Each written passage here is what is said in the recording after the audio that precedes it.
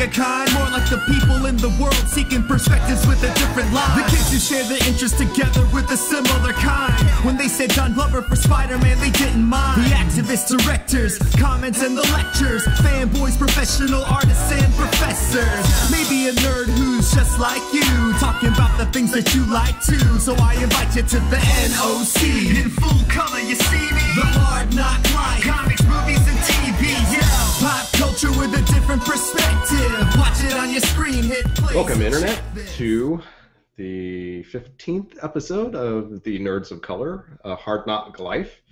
I am obviously not Keith Chow. He is actually behind the scenes, so we're doing a role reversal today. And I'm a bit under the weather, so hopefully I can stay coherent through this episode. Tonight we're going to be talking about video games and specifically the fighting game community. But let me go ahead and start introducing our panelists here. We have Tasi Alabastro, who is a actor, filmmaker, and a gamer, and a creator of YouTube content, and wanted to welcome Tasi. And hey everybody, how's it going? Good evening. Woo! So I'm going to ask this question of everybody, all of the panelists, just as an introduction. What's like the first video game that got you hooked into gaming? Street Fighter. Street Fighter, really? Street Fighter, yeah. I was at attended a friend's birthday party, and he had a Super Nintendo going, and I was like, what is this? And a week later, I was begging my parents, like, come on, I want a Super Nintendo! But yeah, when I saw Street Fighter, I was like, this is amazing. And what character did you play most frequently? I played Blanca a lot. Oh, okay. Of all the characters that I frequently, it was Blanca. There's just something about like that primal nature, I guess. Maybe some of the hair too. It's probably the hair, man. Yeah, it's probably the hair. Well, thank you for joining us. Yeah, thank you for having me. Thanks for having me. So our next panelist, you've seen her on a lot of our episodes here. She's our resident panelist. It's N'Jaila Rhee, and she's a host of Twib FM and also editor-in-chief of WeNerdHard.com. Welcome, N'Jaila. There you go. Hey, everybody. So what was the first video game that you played that got you hooked into gaming? I've been playing them since I was like 3, but the 2 games I think that concentrated like all my gamer love. The first one was Contra, because it was the game where my brother used to push me into enemies so I would die, so he'd get rid of me, but I could steal one of his mans and get back in the game, so I love that. And the second one is Kickle Cubicle. It was an NES game, and it is a puzzle game, and it's not that well known, but if you could find it, find a ROM, it is just hours of enjoyable gaming, and I think it's one of my favorite games of all time. Wow, I'll have to look for that one. Well, thank you for joining us. I have Patrick Miller, who is features editor for Shuriken.com, and Pat, welcome. Thanks. What's up, Internet? So what was the first video game you played that got you into gaming? Oh, man. I don't think there's ever really a time that I wasn't into gaming. Like N'Jaila, I started when I was like 2 or 3. Like I used to sit on my dad's lap while he'd play video games. And the first one that I remember him playing was actually a game on the Mac Plus called Dark Castle, which was a really, really, really hard like platforming game. So John Haehnle is the co-founder of MashfestNYC. So I wanted to ask you, since I've asked everybody else, what was the first video game that really got you into gaming? I mean, I'm sure it was something like some kind of Atari game, something like that, where there were not even people. There was just, kind of pixels and stuff. But Street Fighter is definitely the one that really got me. Yeah. That's the one you gravitate to now. Yeah, definitely. So I wanted to start off this discussion with just video games in general. What are your thoughts about video games in general with respect to diversity, race, gender, sexuality, for both players, or for players, developers, and just the community in general. So why don't we start with Tasi? What do you think about video games in general with respect to diversity? I think it's. I feel like I'm just dipping my toe in it now, although I've had an interest in video games and sort of the diversity that it has for some time. So coming in from a non-developing background as just a player and someone who enjoys the stories that they share, I feel like it's really maturing, and I myself am starting to see more players who are appreciating that also, and they come from all sorts. Like I'm in a theater background, and I'm always surprised when I run into other actors who are also playing, and for the most part, it's either a way of relaxing or just like me, where it's all story driven for us. So when I was younger, I grew up in an island, and the only thing that was there to play were arcades, and until that Super Nintendo that I mentioned earlier. And then, even then, when I looked around, there were all sorts of different faces that played it. It didn't really matter, right? Because you were kind of just looking straight into a TV. So nowadays, I don't know. I'm really interested to go to these conventions, actually see it physically, the different people that are attending. So for Patrick, you've written about a lot of race and diversity issues within video games in the past. What's your take on where video games are right now in terms of trying to appeal to a diverse audience? Sure. Is it being successful, or? Well, in terms of appealing to a diverse audience, there's a whole lot of people playing video games, and you play video games on your phone, you play them on Facebook, you play them on your computer, on your consoles, whatever. Like the actual consumer base of video games is very, very diverse. But when you look at the kind of the ways in which, say, race, gender, sexuality, etc., inform what a game looks like, what it plays like, the story and the content and the characters, that is still very much a work in progress. The industry itself is not particularly diverse. It's surveys typically peg it at about 90% male when it comes to development, give or take 1 or 2% in any given year, which certainly doesn't reflect the demographic makeup of the player base, right? And when you look at the content of the video games, it's often like very, very rarely are race, gender, sexuality, etc., are those factors a serious element or a defining element of a story, right? It changes depending on like who's in the game, right, and kind of the scale of the game. But in general, it's just I don't know. I don't think it's anywhere near, say, older media like film. Yeah. Okay. And right now it seems like if there are diverse characters, they tend to be stereotypes. So maybe, N'Jaila, if you could speak to what are your impressions of the video game industry in terms of really, their characters and playing into stereotypes? Well, I think games right now, it's a transitional period. It's the same thing that movies went through when it became not just a major visual kind of stimulus, but it's also narrative. So I think as you have more developers that are trying to have the cinematic experience or are trying to really have an emotional experience, you're going to have to start taking things into context that I don't think a lot of these development teams do. Perfect example, L.A. Noire, which was lauded as this huge leap in empathetic gameplay because you could really get inside the characters and you'd see their facial expressions and there's supposed to be something so human about them. But there's one instance very early in the game, still spoiler warning, where you're at a crime scene investigation and there's a murdered white woman and she's at a railroad and one of the railroad workers who is black, you have to interrogate him. and he's very nervous. His eyes are darting, and I was in the room with my aunt. She's much older than me, and I was showing her the game, and we're playing through this scenario, and I asked her, well, do you think he's lying or not? And she was like, no, he's just nervous. There's a dead white girl next to him. He did it. And I don't think developers really counted on that being the reaction, because really he was only nervous because he stole the dead white girl's wallet.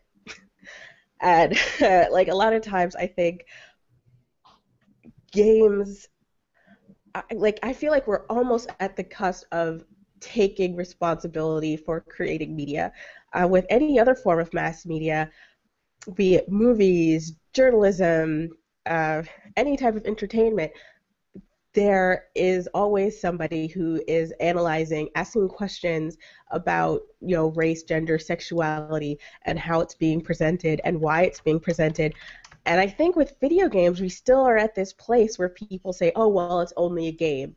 But for me, as a consumer, I'm not going to play something that insults me. I will return a game so quickly if I get pissed off by it, whether it's a depiction of women or gay or trans, sex workers. I'm not going to pay to be insulted, and I think developers have to learn that lesson. And I think a lot of the cop-outs that they use with, oh, well, we have character customization, but just because you could paint a character to look like you, if you're not having that character have the same experiences as you, it doesn't have that same weight, and you can tell that they just didn't consider it. So I think it has to be more actual thinking about experience and less tokenization. What I wanted to focus on here is the fighting game community. The Street Fighter, the Tekken, the Marvel versus Capcom, Injustice, that sort of thing. The fighting game community seems to be at least a little bit different in terms of diversity from video games in general, particularly the whole esports, StarCraft, League of Legends, that sort of thing. What are your thoughts about the fighting game community with respect to diversity? It's definitely, well, I'm not into esports, but one thing I love about the fighting game community, it's super diverse. Well, like for example, if you go to Evo, I go all the time, you just see people of every race and color, and there's a good amount of girls, even if it's not, the majority. What do you think? What do you think could be done to maybe get more females into the fighting game community? I think that's really hard. Like, for example, at MashFest, it's like this bi-weekly meetup where we just have happy hour and play Street Fighter and Marvel and things like this. And I do Girls Get In Free, because you need every incentive to have them come to the thing that's... Can I butt in here as a vagina owner? Of course. Yes, definitely. I think a lot of the times when I want to go to these video game meetups, when I want to engage the community of gamers at large, there's kind of a real fear that goes, I think, both ways, where I'm very used to dealing with harassment, whether it's people saying, oh, you're a fake geek girl, you're just here to chase dick, or, oh, you're fat, ugly, and you think we're desperate, so we hate you. And then there are the people that are like, oh my god, it's a woman, I'm going to try to rub myself on it before it runs away. And having to deal with all those, it just becomes so uncomfortable. So I think a lot of the times girls game with their close friends. It becomes something close-knit because it's more safe. Because even within the community of female gamers, there used to be an arcade in Newark that I loved playing games at. And whenever they had tournaments, you'd go with local people there and you try to get on a team, but the other female gamers didn't like me because, I had my fake Louis Vuitton purse and my 6-inch heels and my makeup, and they were just like, ugh, we don't want to be associated with you. So you're dealing with a triple bind of bias when you are a female gamer, or you are presenting as female and you enjoy games. So I think it's going to take a lot more than free drinks to get us in, because the last thing I want to do is being around a whole bunch of people, one, that are liquored up also, but I think the idea that women are encroaching, that there's enough of us when there's a slight amount of representation, the fact that it's still seen as naturally male and there's a female anomaly. Once we get rid or try to erode that way of looking at video games, enjoying video games, then you're going to see more women participate. And in that regard, I think fighting games suffer from an incredibly high barrier to entry. When you look at fighting games, and especially the kind of skill that you need to, before you even start seriously considering doing something like entering a tournament, or even the mentality required to play fighting games with the intent of winning, right? There's a lot that gets in the way, right? Street Fighter 2 is, I want to say, like at 23 years old, maybe. I think the entire franchise turned 25 last year, right? In general, you need years and years of experience before you can start to even be taken seriously. These are games that are very hard to learn for anybody, right? But then when you look at how games as a hobby has been gendered, right? How it has been seen for so long as just the domain of young men, that, like, a lot of people, I grew up playing Street Fighter, and so did a lot of you, right? I started playing Street Fighter 2. I fell off. I got really into it about 11 years ago. That's 11 years of accumulated experience that someone who tries to get into it tomorrow doesn't have, right? So there are very real issues of access, strictly with being able to access the game at a meaningful level, right? You compound that with the attitudinal issues that N'Jaila mentioned, and yeah, it can be a pretty hostile. It can be hostile even when everyone's intentions are good, right? Even when the of an event and all the participants want to make an event as inclusive as possible. If they don't know how, if they don't have that kind of experience in creating an inclusive event, the combination of the games being really, really impenetrable and a culture that is just that is not good at dealing with gender in general, and I'm not saying fighting games specifically, I'm saying video games in general, make it really, really hard to put on a successful event that is appealing to anybody. Well, I think even I started playing Street Fighter in arcade cabinets. I think I was probably, I was not like 6 or 7, and I started playing Street Fighter. But I loved playing it with my friends, with people who I trusted, because when I'd go to the arcade and play it, some people don't like to have an aggressive female, and some people don't like to lose to a female. And also, if you don't feel like you're good enough, because if you don't win, then you're proving that all girls shouldn't play video games. So I think there's that weird pressure that you have to deal with. So if you do it competitively, then you're seen as, masculine, which as a black woman, I already have to deal with that. And then if you actually beat them, you have to deal with, is this guy going to get aggressive and try to make me feel small again, as he thinks I'm supposed to be, and that can get very touchy-feely and scary. Yeah, it's horrible, because like it doesn't, you take the video game concept out, you take that roof off, and it always boils down to that individual. Like, who is that person just nice in general? You know what I mean? Like this, you can see this in every, like, even work environment. You know what I mean? And it's upsetting, because it's like, this is something that should be enjoyed with everyone that's there, no matter, your age, because that's how it was designed. That's what it's developed, is to bring people in, right? So when I see that, like, we have an event here in San Jose called Rock Age, and it's a combination of indie games and rock music, or indie rock music. And this year was its 5th year. And last year, like you said, like 90%, it's just all males, right? okay, acceptable. This year, they did a really interesting thing. They put it on their tagline, at the very end of their tagline, "No jerks," and it was like visually. Immediately, I was like, wow, this looks different. There's families here, people with their children, which is awesome. You know, women playing different games, men, women playing together. There were a lot of fighting games. There was music and all that stuff. So it's like they immediately weeded out. I mean, whether or not those jerks showed up and just didn't have do any jerk-like tendencies, that's up for debate. But it's disturbing because it's like, yo, this is a community. You should help grow it. Like, treat people nicely. People forgetting that.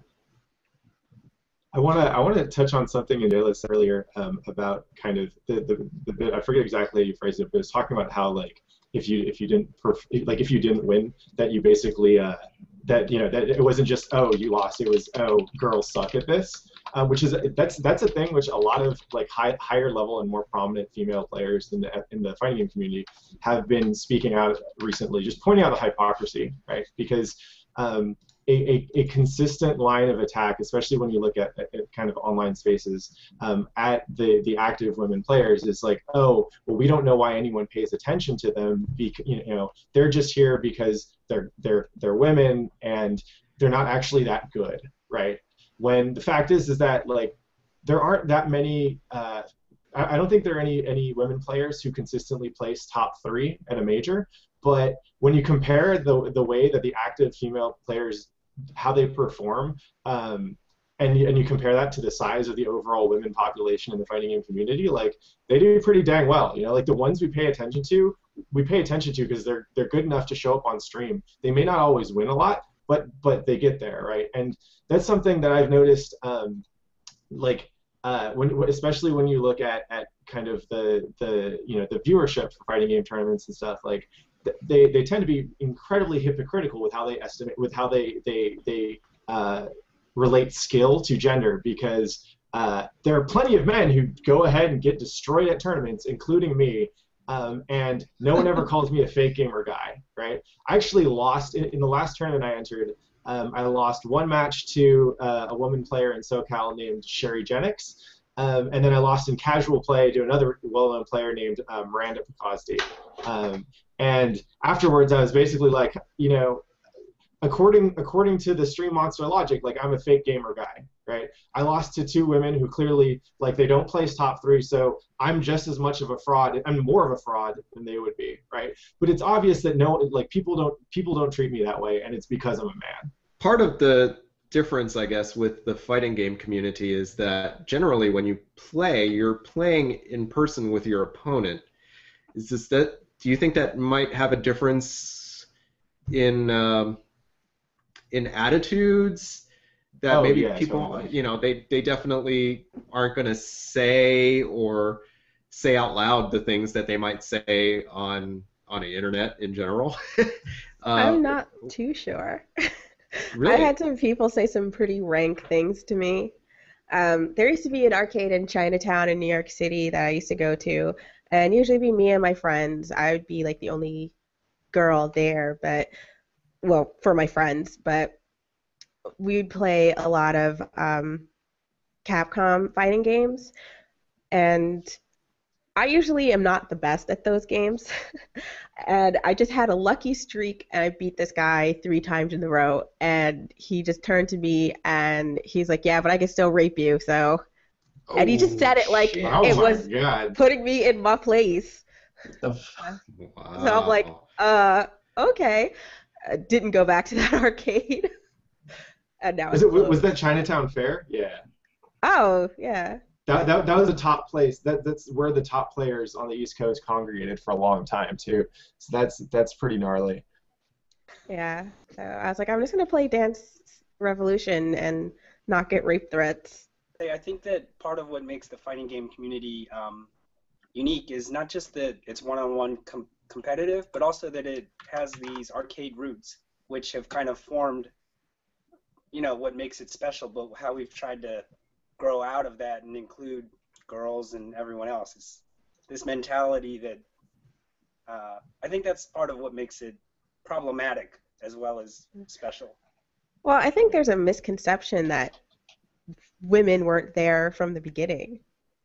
When you look at the start of video games, kind of like comic books, it wasn't a gendered thing.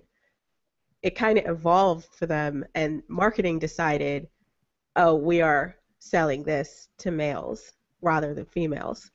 I mean, you see it with Young Justice, where they basically decided, oh, yeah, people are watching the show, but they're women, and we don't really care about them, so we're canceling it to make a show that men will watch, or young boys will watch who buy toys. So I think that's kind of been like a marketing line, that this is a male thing to do. Because, you know, the Inceptions, they put cabinets in roller rinks, where those were meat markets. So there were men, there were women. And you'd go, you'd skate, or you'd go to the movies, another date spot, and you'd play them with who you took. So I don't really think that it was all men playing video games, and then, you know, women just sprouted forth and decided, oh, that looks fun, let's give it a try. I think the arcade roots that the fighting game communities build about, and that kind of nature of the kind of in-person player versus player interaction, lends itself to different kinds of behaviors, right? So in general, I find that when it comes to, say, issues of like race and class in particular, you have the fighting game community is pretty darn inclusive. That, you know, at the end of the day, it's two people who are usually men playing games against each other, and so the kind of like the trash talking and you know, whatever, like, you know, whatever kind of negative or venting behaviors like or communication happens during a game, it's happening in the context of a in-person, like, real life interaction. So you don't have the same mindless hate that you run into online all the time, right? Like, I look at my PS3's message log, and in 3 days of playing online, I get more hate than I have gotten in an entire lifetime of playing in arcades, right? And it's not because I'm that good. It's just because people play these games with each other. You kind of learn how to behave. You learn how to be a good sport and a good loser, right? But I think this is gendered insofar as, like, it's one thing to learn how to be a good loser against, like, a man, but then if there's any kind of you know, the moment that you know, women start stepping up and beating you, like, that's not necessarily an interaction that someone is prepared for. And I think that if they don't already have their kind of gender shit in order, if they're not already on the right page, playing video games with women is not going to really advance that a whole lot. And it's actually been really interesting for me to tackle a lot of issues about gender and sexuality in the fighting game community, because I'm increasingly discovering that, like, this is the first place that a lot of men that I'm meeting and corresponding with online and so on are encountering, like, feminists that they have to take seriously. It's like, it's not happening in their work, it's not happening in school, it's not happening in their family or their friendship circles, it's happening in video games. And that you know, that to me is endlessly fascinating, right? That video games are this one area where people of, you know, all different kinds of people are forced to interact, and because of that, they're starting to confront it, like, pretty difficult issues of how to deal with gender, sexuality, race, etc. That they just never have had to deal with in the rest of their lives, right? How weird is that? It's bizarre, because then, like, how do they come out on the other side? You know what I mean? There's no, like, benchmark for them. There's no guiding hand, I guess. You know what I mean?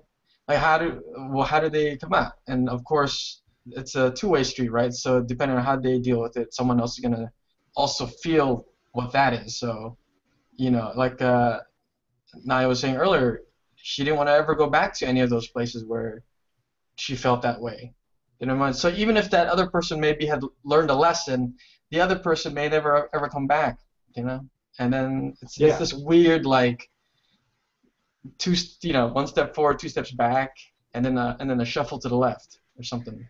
Well, while I never went back to those arcades, what it did make me do was all of my girlfriends who, you know, previously had no interest in video games I would just invite them to play with me at home, and we started playing against each other in a console, and then we like meet up when my friends and I get together for ladies' night. We get a bottle of wine and we start playing video games and complaining about the men we're dating, and it just becomes a natural part of it. So it's not like, oh, we're doing what the boys do. This is what we do because we enjoy it. Yeah, and that's fair. That's great. If we can't do that in the arcades, or if we can't do that online without getting rape and death threats, we can do it with each other. And so while we're not unfortunately counted because we don't really interact outside our bubble, we're still there, and we're still playing, and we're still loving video games.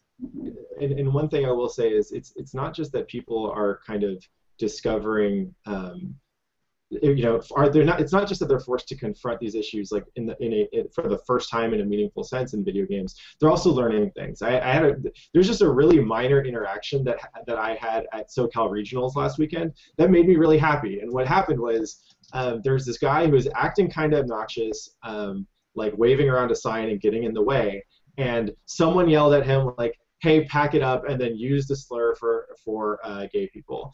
And I just turned around and gave him a withering look, and the two people he was with, like when I did that, the two people with were like, dude, I don't like the guy, but I don't want to sound like a homophobe.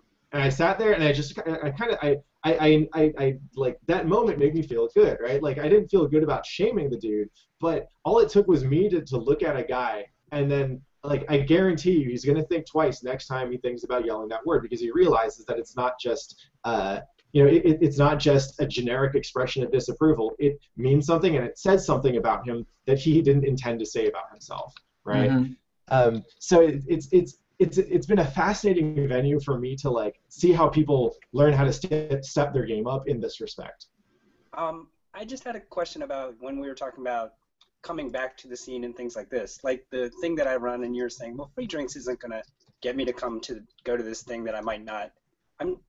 Well, actually, you don't get free drinks. I said you get in free. But the question is, what would make you feel comfortable to come to, like, how would we even get women to come to these things before we even dealing with them? You know what I mean? Like, you sound like you might not come no matter how it was presented.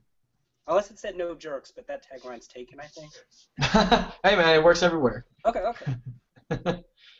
Well, usually where there's drinks, there's guys trying to shove drinks in your face. So you usually do get the free drinks.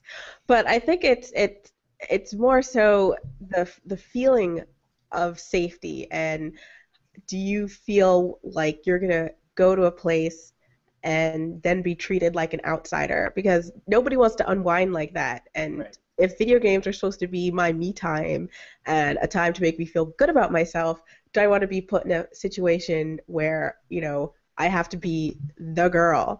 Because I think, especially in our generation, guys are thinking that they are the hero of their own romantic comedy, and I don't have time to be anybody's manic pixie dream girl. So I just want to have fun and not be bothered.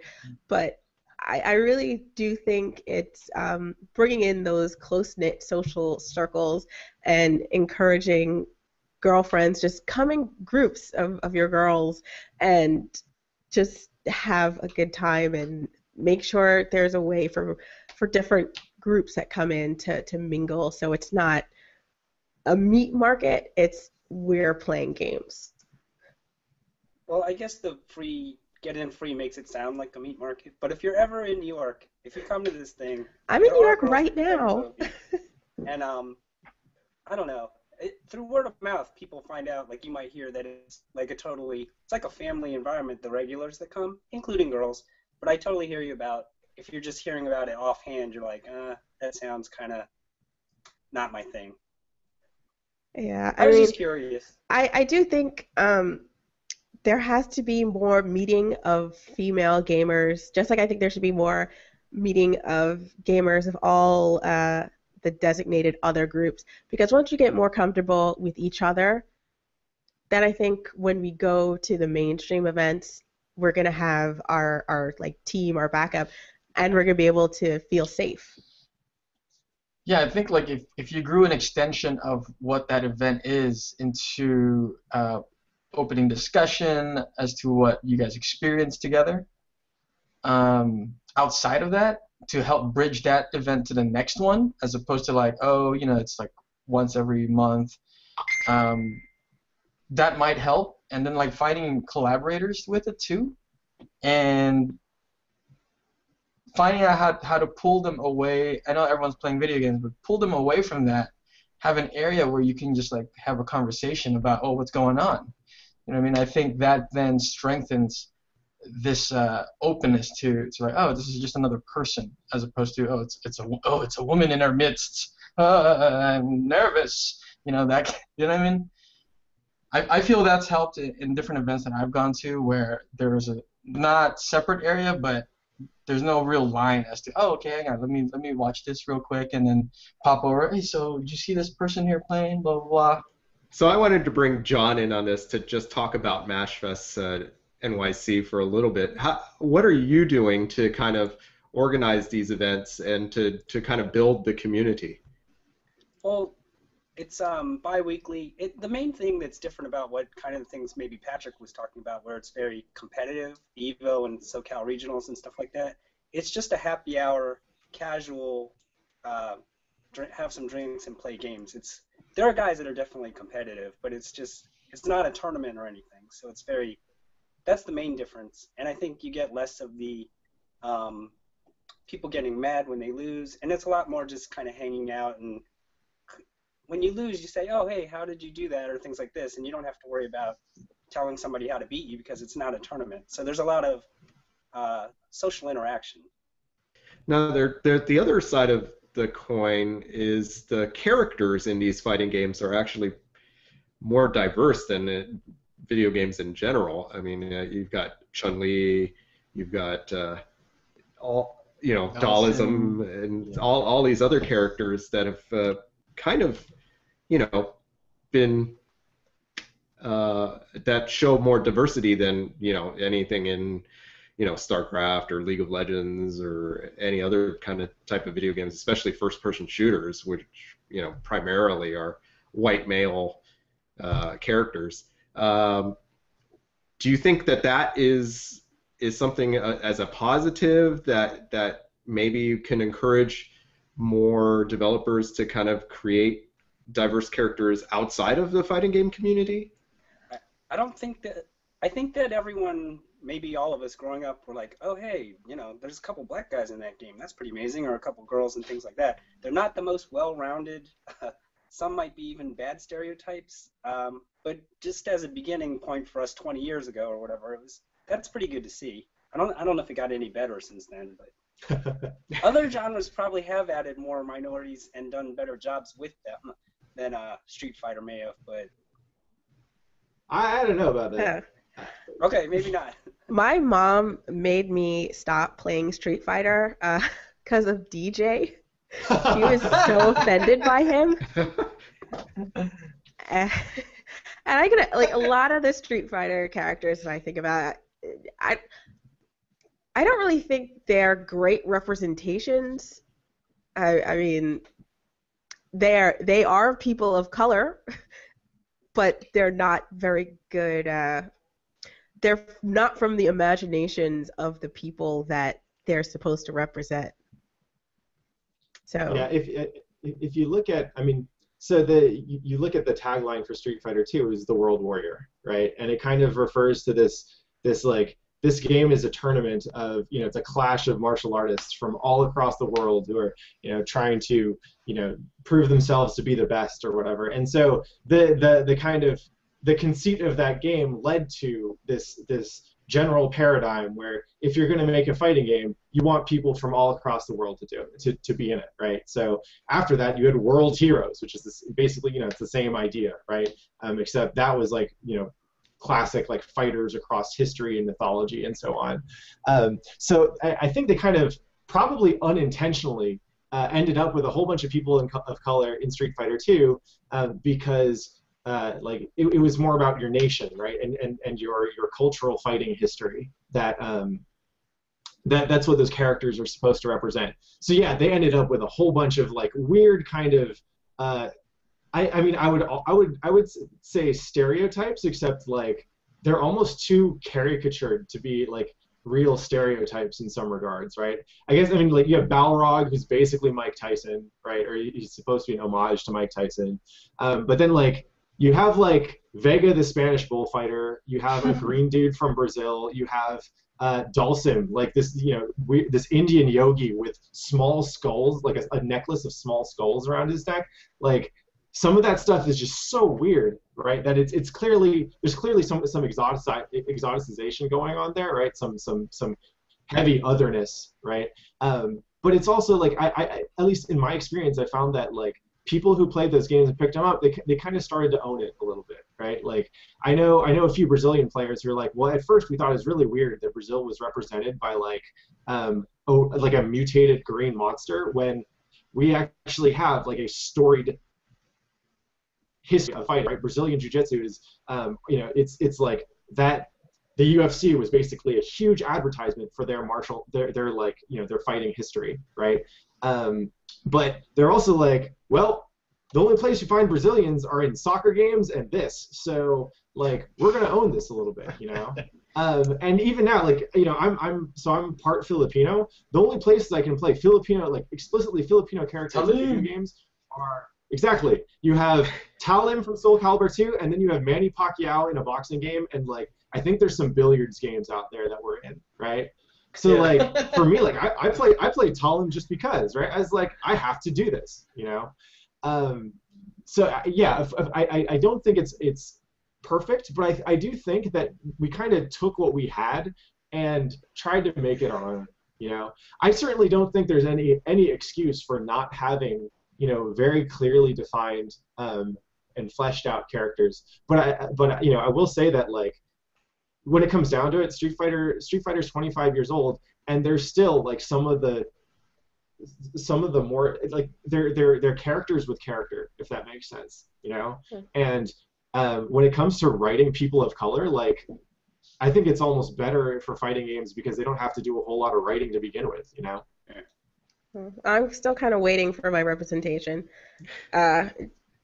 You don't hold your breath trying to count all the black or Blasian dark-skinned characters that are in fighting games or any video game, really. So I think most black representation in video games comes from sports, and even then, there's not that many black characters that get to speak, that get fleshed out, that are seen as important.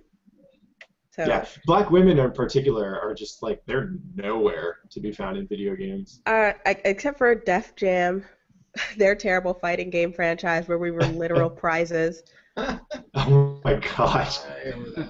That was the first video game to make me cry, but not because of the story. That's horrible. Well, because in Def Jam Fight for New York, how you fight depends on what girlfriend you get. And if you lose, you get a girl named Shaniqua who's dark skinned with a wide nose and a little pouch. And I realized, you know what? I don't look like any of the prize women. I friggin' look like Shaniqua. I'm a movie prize.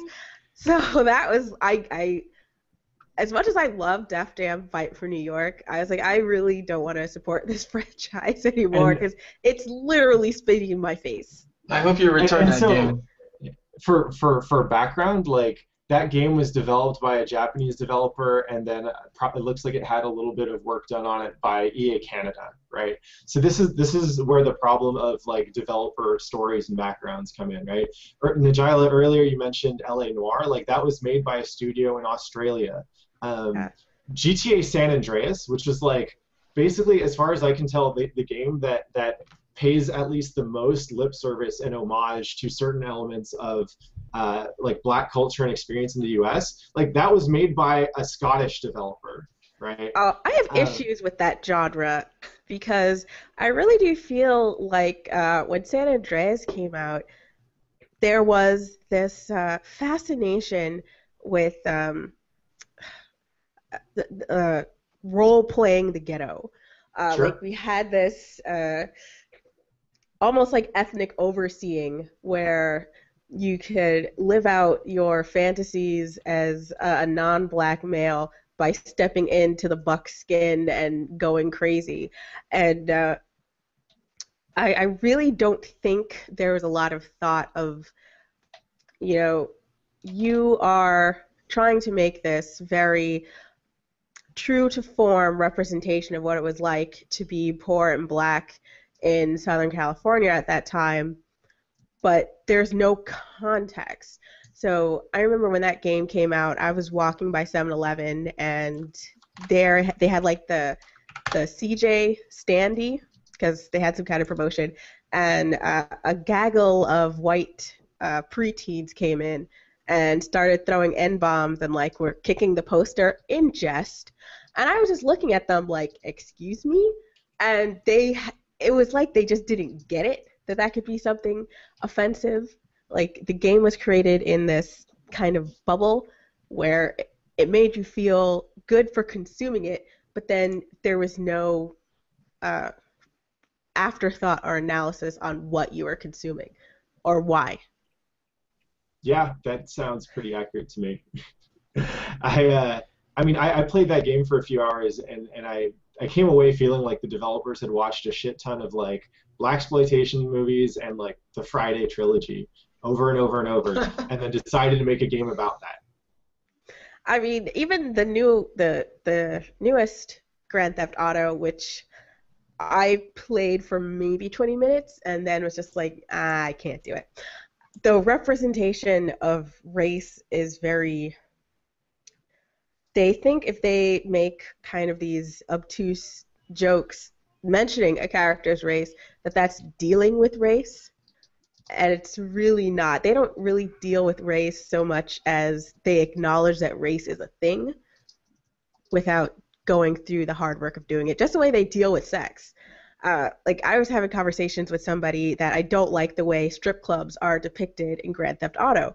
Because as somebody who was an ex-dancer, I was sick of people coming in who've never been to a strip club and thinking they could touch me or thinking they could do X, Y, and Z because, oh, they play it with a video game, but it's a realistic depiction, which it's not. So I'm not the biggest Grand Theft Auto fan. I wanted to ask all of you, what would you like to see in the future for video games? N'Jaila, since you have already... mentioned a few things. Are there any other things that you would like to see for the future? Well, I really think, like I was said before, when you're looking at Grand Theft Auto and all these developers that aren't really immersed in the place where they're trying to make video games, I would say instead of saying, oh, we need a everyman character that people can relate to, it's, well, we want this game set in this place. Who are in that setting and how can we have our players relate to them? Not let's put a white or like Asian guy in this situation because that's the only people that are relatable. And also there really needs to be, when you're writing a game, developing a game, you need to have a group that looks for trying to create context, trying to do community outreach. So you can say, oh, it's just a game, but you, just like anybody else who's creating content, you have to know that the content you make is in the world, and it's not going to go away, and it's going to shape somebody's world, so you should do so somewhat responsibly. I absolutely agree. Like, you know, my background is primarily in theater and film, and there's also that gap of where are all these representations happening, and, you know, I think moving forward, I really want to try and help encourage those who are creators to strive for authenticity on these characters and these people, right? Because they will be consumed by folks and, you know, young impressionable minds. So you're shaping this generation, and you need to hold yourself responsible to that as a creator, as someone who develops things that, I mean, to quote Spider-Man, I guess, you know, it's a great responsibility. Like, you have to. You can't.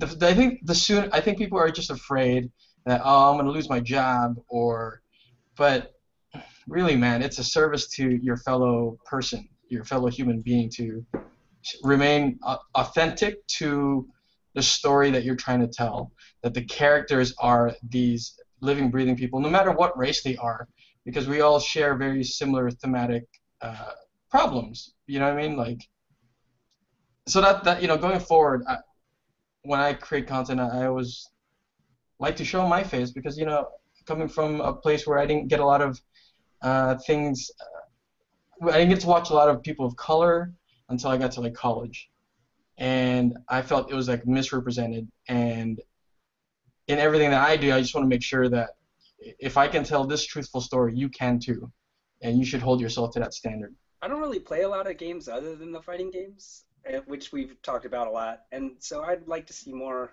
not so much the game playing get better, but the like the events and the social side of things, and people who come to these fighting game events. We're really good about including all the races because we're so mixed to begin with, but I want to see us get better at dealing with women and gay people that we're not used to dealing with, like Patrick was talking about. So I hope to see more strides from us than from the game makers necessarily.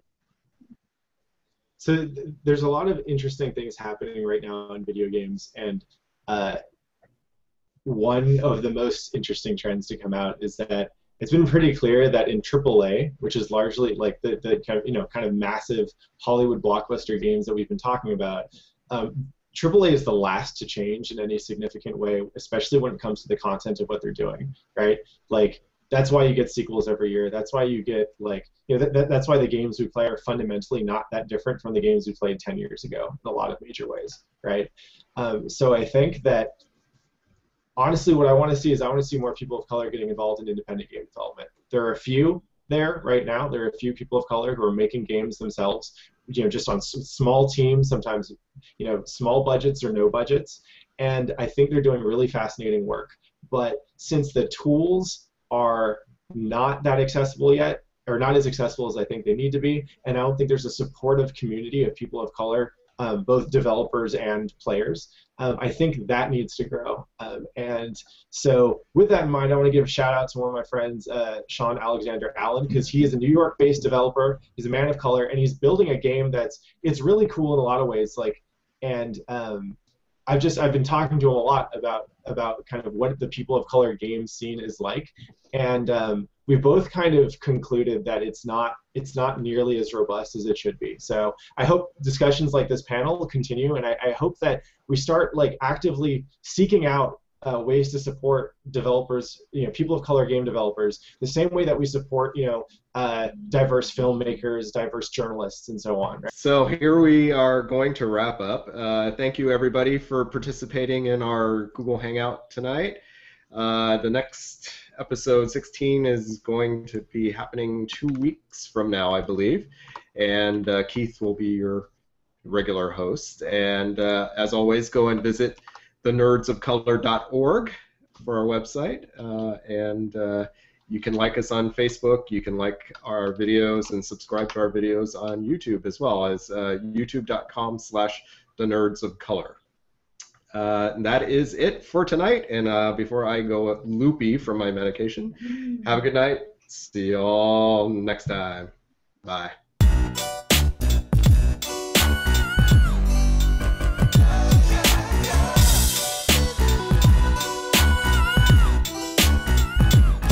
Well, it's the NOC in full color, you see me? The hard knock life, comics, movies, and TV, yo. Pop culture with a different perspective. Watch it on your screen, hit play, so check this. This is the hard knock life, but not the chica kind. More like the people in the world seeking perspectives with a different line. The kids who share the interest together with a similar kind.